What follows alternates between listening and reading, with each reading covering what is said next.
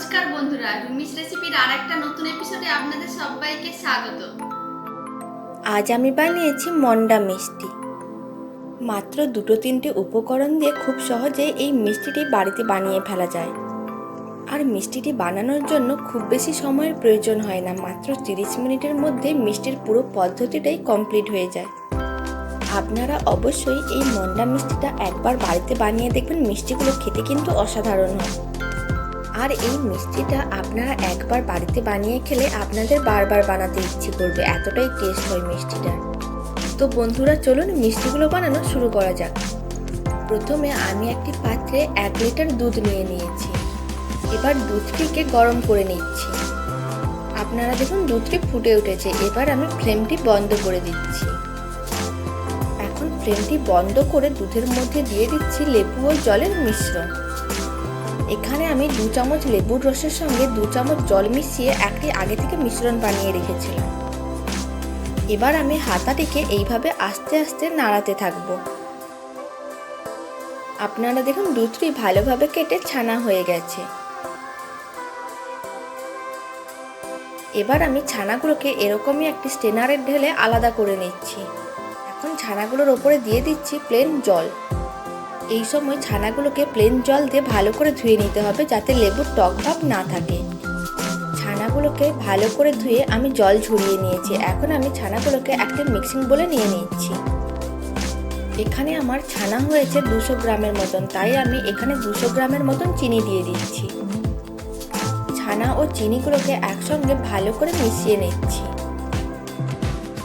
এই সময় হাত দিয়ে ভালো করে ছানাটাকে মেখে নিতে হবে, যাতে ছানার কোনো টুকরো টুকরো ভাব না থাকে, ছানাটা যেন একেবারে স্মুথ হয়ে যায়। ছানাটিকে কিছুক্ষণ মেখে নেওয়ার পরে এখন এতে দিয়ে দিচ্ছি 1 চিমটে এলাচের গুঁড়ো। তারপর ছানার মিশ্রণের মধ্যে দিয়ে দিচ্ছি অল্প একটু দুধ। এখানে দুধ নিয়েছি প্রায় 3 টেবিল স্পুনের মতন। তারপর সমস্ত উপকরণগুলোকে একসঙ্গে ভালো করে মিশিয়ে নিচ্ছি।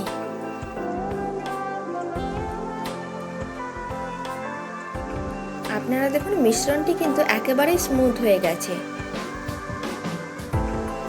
এবার মিশ্রণটিকে আমি কড়াইয়ের মধ্যে ঢেলে নিচ্ছি। এখন ফ্লেমটিকে হাই করে মিশ্রণটিকে কন্টিনিউ এইভাবে নাড়াতে হবে। আপনারা দেখুন মিশ্রণের মধ্যে থাকা চিনিগুলো মেল্ট হয়ে গেছে, তাই মিশ্রণটি আগে থেকে অনেকটাই পাতলা হয়ে গেছে। এবার মিশ্রণটিকে আমি ঘন করে নিচ্ছি। আপনারা দেখুন মিশ্রণটি আগে থেকে অনেকটাই ঘন হয়ে গেছে। এবার মিশ্রণটিকে আমি এইভাবে কড়াইয়ের চারিদিকে ভালো করে লাগিয়ে নেব। তারপর মিশ্রণটিকে আবার এক জায়গায় করে নেব। এইভাবে আমি 2-3 বার করে নেব।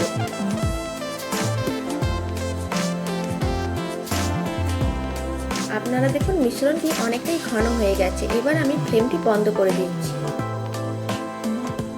তারপর মিশ্রণটিকে আমি একটি প্লেটে নামিয়ে নিচ্ছি।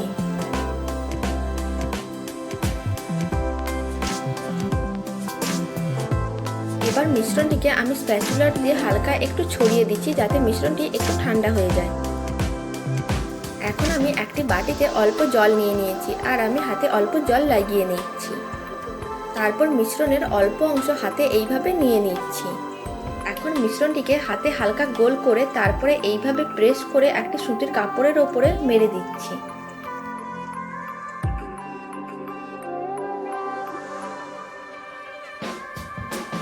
এইভাবে আমি সমস্ত মন্ডা মিষ্টির এক সাইডগুলো বানিয়ে নিচ্ছি। আপনারা দেখুন সমস্ত মন্ডা মিষ্টির এক সাইডগুলো বানানো হয়ে গেছে। এবার আমি মিষ্টিগুলোর এক সাইডগুলোকে এইভাবে কাপড় থেকে তুলে নিচ্ছি।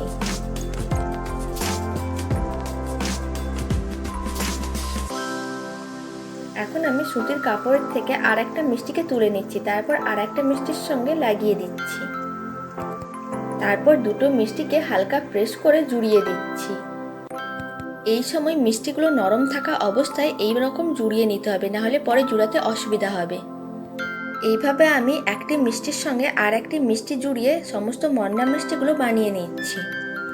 তো বন্ধুরা, আপনারা দেখলেন তো কত সহজে এই মন্ডা মিষ্টিগুলো বাড়িতেই বানানো যায়, আর উপকরণও খুব বেশি লাগে না। আপনারা যদি মিষ্টি খেতে ভালোবাসেন আর মিষ্টির অনেক ধরনের ছাঁচ খুঁজছেন, তাহলে আমি নিচে ডেসক্রিপশন বক্সে লিঙ্ক দিয়ে দিয়েছি, চাইলে আপনারা ওখান থেকে পারচেস করতে পারেন। আর আমি আমার রান্নার জন্য যা যা জিনিস ব্যবহার করি সবই নিচে ডেসক্রিপশন বক্সে লিঙ্ক দেওয়া আছে। আপনারা অবশ্যই এই মন্ডা মিষ্টির রেসিপিটা একবার বাড়িতে ট্রাই করবেন ও আমাকে কমেন্ট বক্সে জানাবেন এই মিষ্টির রেসিপিটা আপনাদের কেমন লাগলো। আর মিষ্টিগুলো স্বাদে এতটাই অপূর্ব হয় যে আশা করি আপনাদের খুবই ভালো লাগবে। আমার এই মন্ডা মিষ্টি রেসিপিটি ভালো লেগে থাকলে প্লিজ লাইক, শেয়ার, সাবস্ক্রাইব করবেন আর পাশে থাকা বেল আইকনটি প্রেস করবেন নতুন রেসিপির আপডেট পাওয়ার জন্য। ভিডিওটি শেষ পর্যন্ত দেখার জন্য আপনাদের অসংখ্য ধন্যবাদ। আপনারা সবাই ভালো থাকবেন, সুস্থ থাকবেন।